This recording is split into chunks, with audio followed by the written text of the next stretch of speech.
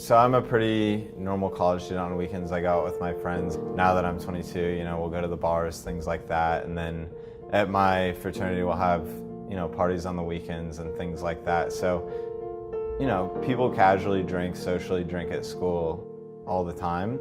And so you're around situations where people do dumb things and you see these dumb things, but a lot of times the outcome ends up being fine. My friend at Purdue, actually, he came back from a party and he was pretty intoxicated, but it seemed like a pretty normal Friday night. Everyone was having a good time. For some reason, he wanted to jump off the balcony and land down below, because I guess he'd done that before and everything worked out fine. And he jumped, and we actually had Christmas lights, hanging down from the balcony. So as he jumped, his leg caught in the Christmas lights, so then he started falling horizontally, and he landed on his back, and I saw him whiplash and hit the back of his head.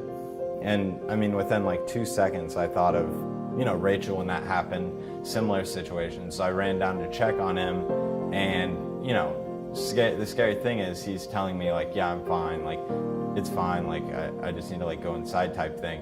And I'm like, no, we can't do that, we have to get you checked out. Some of the other people that were at our apartment that night, they saw him, and he was kind of responsive, just really intoxicated, but they were thinking, hey, we'll just check on him, every hour or so, he's gonna be fine. Once they said that, I'm like, no, we need to take him now.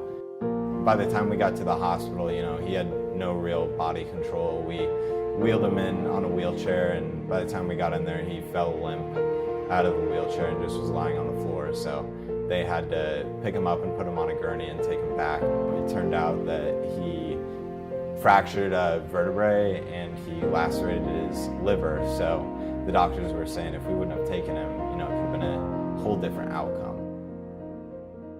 He had to take 2 months off from lifting anything over 10 pounds. His insides hurt a little bit. His back was healing from fracturing his vertebrae. So he definitely felt the effects of what happened. But it's something he can recover from, which is, a huge thing.